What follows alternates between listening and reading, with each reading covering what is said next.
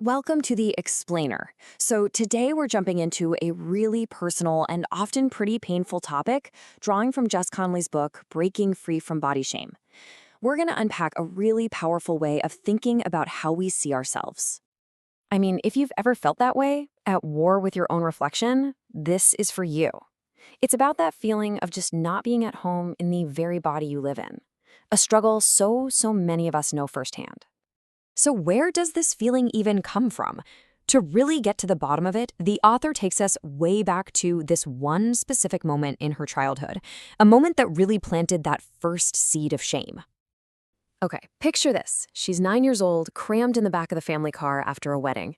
She's surrounded by her cousins, and she gets this one thought stuck in her head, that she has, and this is her phrase, about 10 to 15% more skin than everybody else.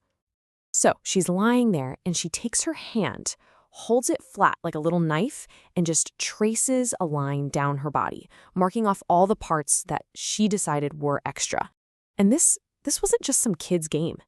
This was a real silent prayer. Her silent prayer was so simple and honestly just heartbreaking. She was asking God to please just carve away the parts of her that felt wrong, the parts that made her feel like she just didn't fit. But she opens her eyes, and of course, nothing's changed. She was still in the same body. And right there, in that moment of what felt like an unanswered prayer, this little seed of shame got planted. And for so many people, that seed grows into a lifelong burden. Okay, so where do we go from here? I mean, this feeling is so incredibly common.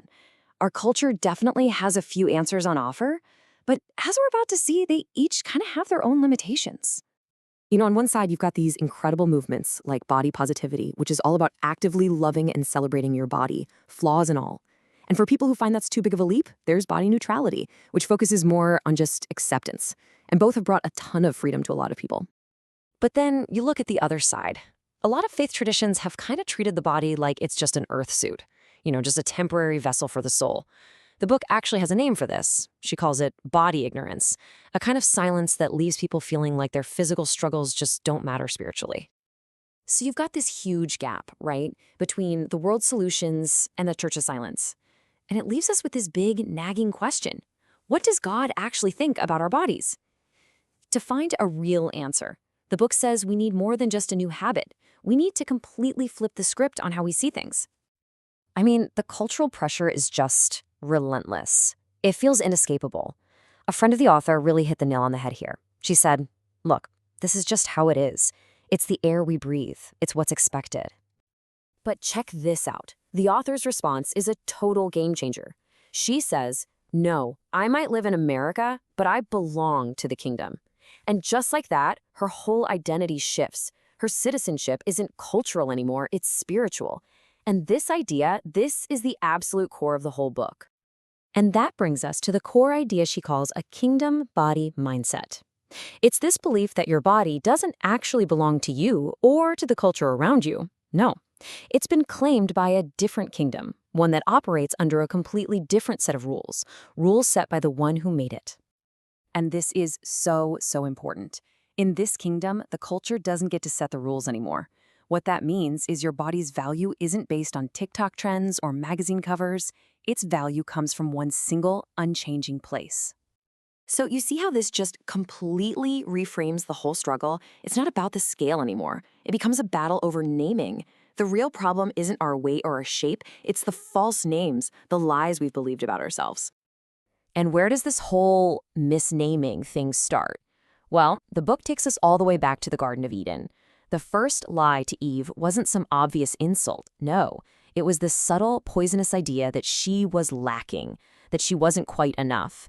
And that right there, the author says, is the origin of shame. So how do you fight a lie like lacking? Well, you go back to the original truth, back to the creation story. When God looks at everything he's made and says it's very good, the original Hebrew word used there is ma'od.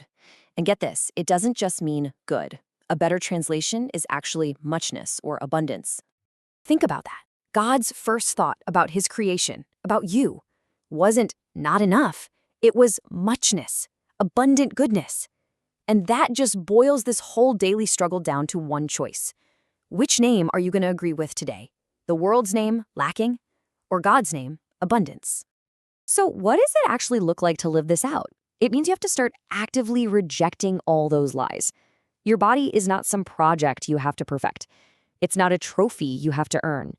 It's definitely not a measure of how good you are, and it's not bad. Instead, it is the exact place you are made to connect with and experience God. And listen, this isn't supposed to be some quiet, gentle little thought. No way. The book describes it as a powerful, protective, deafening roar of the Lion of Judah. This is a huge, chain-breaking proclamation that shouts down all the lies for anyone who's willing to hear it. So when you boil it all down, this isn't about another diet plan or a 10-step program. It's an invitation. It really just leaves us with one big question. The Creator has already spoken. He's already declared that your body is good. The only question left is, will you agree?